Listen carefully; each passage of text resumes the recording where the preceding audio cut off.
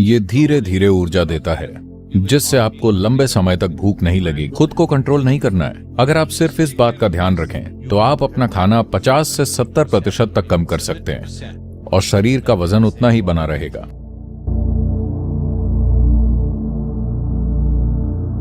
शरीर को इसे खाने के लिए तैयार करें। इसमें जरूरी प्रोटीन ये वो सब है। अगर आपके पास शहद, एक फल और मूंगफली है, बस पक्का करें कि ये जैविक हो, तो शरीर के लिए ये काफी है। दूसरा तरीका, भारत में हम कहते हैं एक नारियल और इतना शहद, बस हो गया और कुछ नहीं। शरीर बिल्कुल ठीक रहेगा, आपका वजन नहीं घटेगा।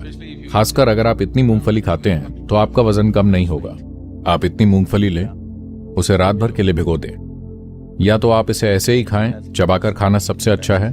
अगर आपके दांत हैं तो चबाकर खाएं, अगर नहीं है तो इसे ब्लेंडर में डालें। एक केला डालें, जरूरत हो तो 1 चम्मच शहद डालें और इसे पिएं।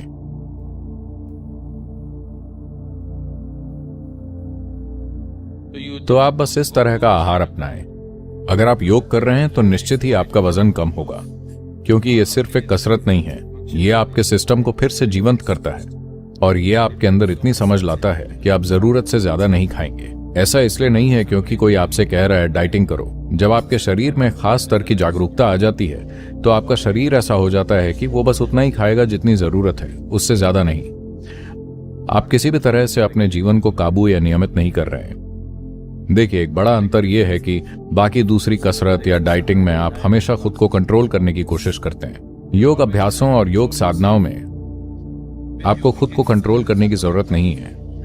आप बस अनुशासन का पालन करते हैं। यह आपके अंदर एक बिल्कुल अलग नियम ले आता है जो आपके सिस्टम का इस तरह से ध्यान रखता है कि यह आपको ज्यादा खाने नहीं देगा, यह आपको जरूरत से ज्यादा कुछ भी नहीं करने देगा।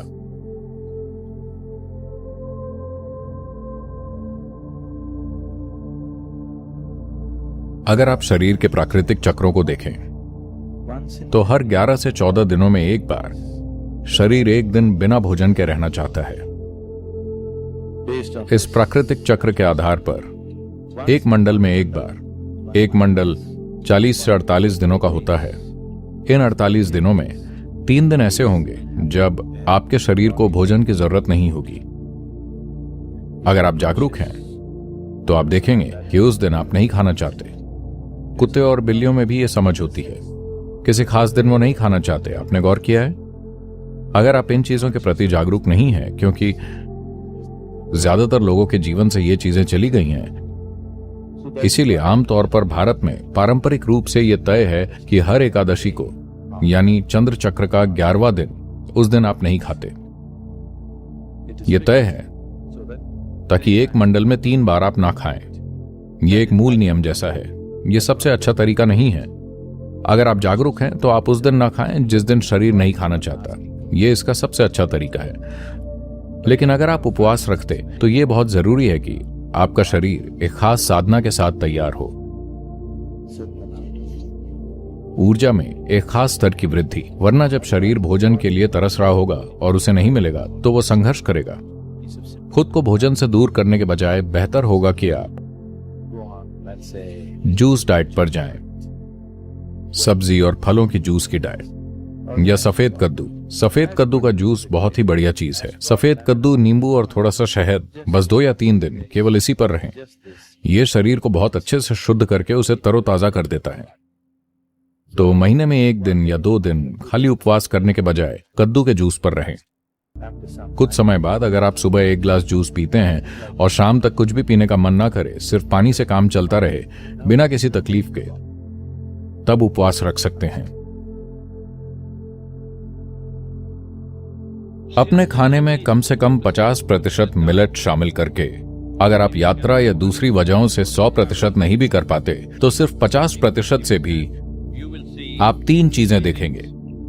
एक तो ये कि आपका सामान्य स्वास्थ्य और ऊर्जा का स्तर उससे कहीं ज्यादा होगा जो आप अभी अनुभव कर रहे हैं। दूसरी बात यह कि आप बहुत कम खाना खाकर भी ऊर्जावान रह सकते हैं और अपना वजन बनाए रख सकते हैं। आपका शुगर लेवल अचानक से नहीं बढ़ेगा, यह धीरे धीरे ऊर्जा देता है और कम खाने पर भी आपको लंबे समय तक भूख नहीं लगेगी, जो कि बहुत अच्छी बात है। देखिए, कई लोगों की आदत होती है कि अगर उनके पास करने को कुछ नहीं है तो वो लगातार दिन भर बस खाते रहते हैं। इस चीज से आपको बचना चाहिए। यह बेहतर रहेगा कि आप अपने भोजन का कम से कम 30 से 40% हिस्सा फल, सब्जियां, मेवे और दूसरी ऐसी चीजों को बनाएं, ताकि जो पका हुआ भोजन आप खाते हैं, जिसके लिए आमतौर पर एक खास स्तर की शारीरिक मेहनत की जरूरत होती है, वरना वो आपके अंदर जमा हो जाता है और स्वाभाविक रूप से ये आपका वजन बढ़ाने और उससे जुड़ी समस्याओं की तरफ आपको धकेलता है। इसके लिए किसी से सलाह लेने की जरूरत नहीं है, बल्कि आपको खुद जागरूक होना होगा। ये एक आम समझ की बात है कि अगर आप अपने शरीर का उपयोग नहीं कर रहे हैं तो जाहिर है आपके खाने की मात्रा कम होनी चाहिए। इसका मतलब ये नहीं कि आप डाइटिंग कर रहे हैं या कुछ कंट्रोल कर रहे हैं, नहीं।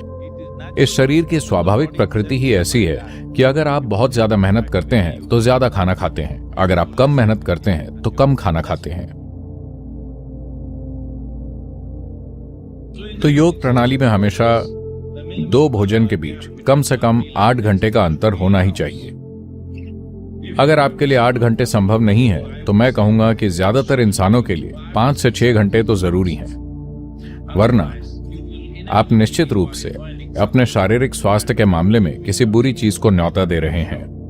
तो ये 8 घंटे का अंतर हम हमेशा बनाए रखते हैं। जैसा कि आप जानते हैं, योग केंद्र में हम सुबह 10 बजे और शाम को 7 बजे खाते हैं, तो अगला भोजन अगली सुबह 10 बजे ही होता है। तो स्वाभाविक रूप से अगला भोजन करने से पहले लगभग 13 से 14 घंटे बीत चुके होते हैं और इस बीच बहुत सारी शारीरिक गतिविधि, साधना और तरह तरह की प्रक्रियाएं होती हैं। तो अगर आप बस इतना ध्यान रखें कि आपकी लंबाई के हिसाब से कितना वजन सही है और आपकी मांसपेशियां कैसी होनी चाहिए, अगर इतना संभाल लें तो आपको कितना खाना चाहिए आप खुद तय करें। ऐसा नहीं है कि हर चीज के लिए एक लिखित नियम होना चाहिए, आपको बस समझदारी से खाना है। तो जब भी आपके सामने खाना आए, आप आदत से मजबूर होकर उसे खाना न शुरू कर दें। आप तब खाएं जब आपको महसूस हो कि शरीर को उसकी ऊर्जा और सिस्टम को बनाए रखने के लिए खाने की जरूरत है।